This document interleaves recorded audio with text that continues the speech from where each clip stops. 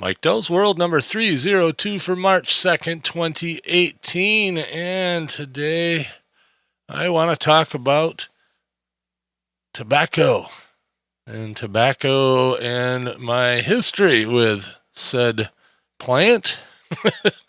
So anyway, no music, none of that stuff today. Let's see, I'll start from the beginning. We'll start from right now. I am currently a dipper. I have a can of Skull wintergreen pouches here. So I have graduated down to the pouches.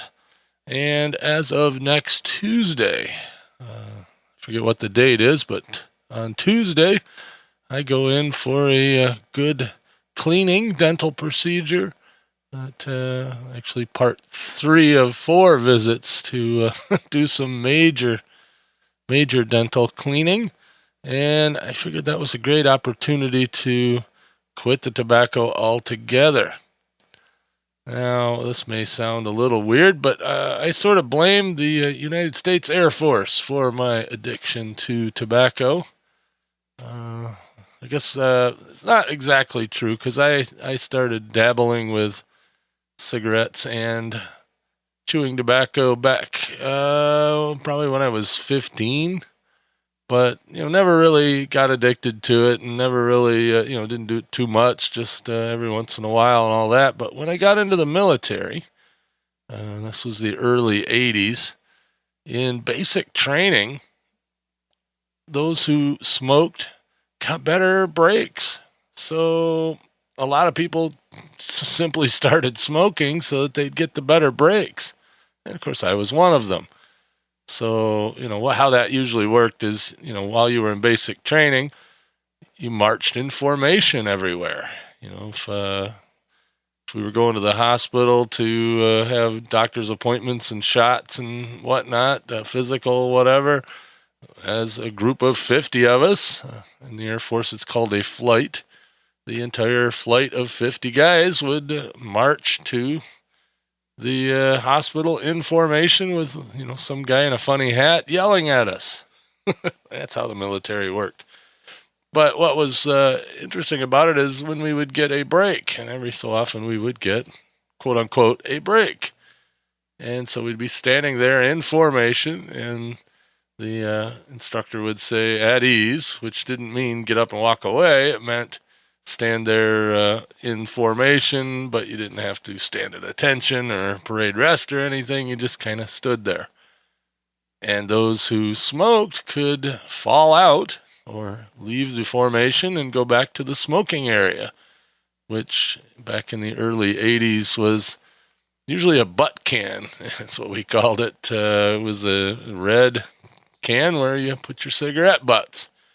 And there was a little marked off area, and everybody stood around the butt can smoking cigarettes and talking. It was kind of like sitting around a campfire. So it was a much better break than standing in that formation with, 49 other people, 49 other guys. So, that's what kind of got me started in, at least being addicted to it.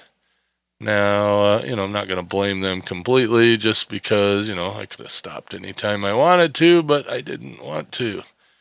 And later on in my Air Force career, I ended up, being on the flight line a lot. And on the flight line, you couldn't smoke, but you could chew. So, hey, I tried chewing tobacco back when I was a kid, and all right, I'll do that. So I did that while I was at work, and then smoked when I wasn't at work.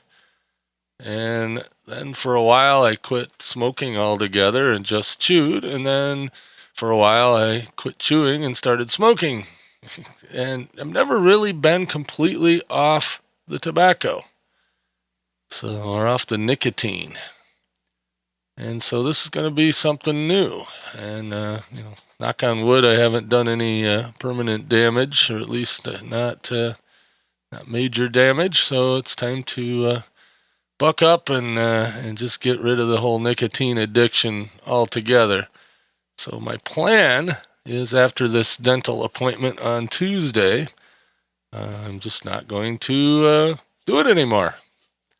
So I'm kind of wondering, though, if I need to do the patches, or if I just, go cold turkey and muscle through it, or how that's going to work. And it's kind of weird because I'm also in a weight loss kick right now. I'm down, as of today, almost 15 pounds since, somewhere around the 1st of February. So, I don't know if that's a good thing to do at the same time. But, I got to lose some weight. I got to get rid of the nicotines and, take better care of myself. I'm 52 years old. It's time to grow up, I guess. But anywho, I just wanted to put that out there as some maybe get some encouragement, some ideas from you guys. Nicotine addiction is, they say, harder than heroin to quit. Although never did heroin, never plan on it. So how it is. It's just it's one of those things that over time you think, oh, I'll quit, eventually, and so on and so forth. And before too long, it's too late, and I don't want to get to that point. So wish me luck and all that good stuff. It's just going to be kind of a short thing. I do want to. I do want to quit. My dental hygienist, who's been working on my teeth, I said she's had good luck sending people to acupuncturists. Anybody out there ever done that? I don't know if that's a good thing. I tried back, quite a while ago to, I think it was not Chantix, but it was something like Chantix. I think it was called Wellbutrin, which was supposed to help you quit, and all that did is turn me into an asshole. I just asked my wife. She said, here's a pack of cigarettes. Get away from me. So I got rid of that. So I really want to try to do this unassisted, at least chemically. Because I do know people that have quit smoking or chewing or both. And they did the nicotine gum. Well, they get hooked on the nicotine gum just as bad, and that stuff's just as expensive. It's probably not as harmful, but it'd be really nice not to have the addiction at all. That would be plan number one. So I don't know. Anybody have any ideas? I've got a couple more days here. Today's Friday.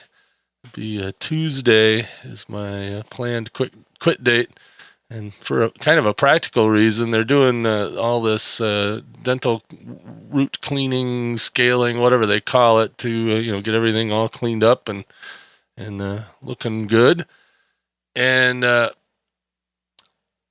doing it in quadrants. So they did the upper right and the upper left.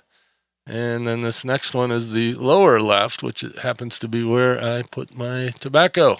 So rather than mess that up again and quit at a later date, I figured that would be the day to do it. So that's what I'm going to do. That's my plan. So if you talk to me after that and I turn into an asshole, well, sorry, didn't mean to. It's an addiction, and I don't generally share public stuff like that or private stuff like that on a public forum, but I need some accountability here, and I need some encouragement or some ideas. Have you kicked the habit? How did that go? So I'd appreciate you getting a hold of me. You can email me, mike@mikedell.com, or on Facebook or Twitter or whatever. And I appreciate the encouragement. I really am going to do it this time, and hopefully at the same time continue to lose some weight. So, yeehaw! Should be a very very intense couple of months there, but hopefully I can kick it pretty easy and as a side benefit, I'm sure it's going to be a lot cheaper. Stuff, when I started smoking, back, when I was in the military, you could get a carton of cigarettes for $6.50 for name brand cigarettes. I think now it's up around $70 or $80 a carton. Holy crap. Glad I quit the smoking. But, chewing tobacco isn't that much cheaper. I think a can of Skull now is, at least $6. Maybe 5, 6. I don't know if you buy them in a roll or whatever. I think they're cheaper. I don't know. My wife gets them for me. Yeah, well, anyway. But yeah, so that's the plan here. Gonna try to kick nicotine and be a lot healthier for it, and have better breath, and make sure all the teeth stay in my head the way they're supposed to, and all that good stuff. So a little embarrassing, but I figured, put it out to my friends and my listeners here at Mike Dell's World. I appreciate it.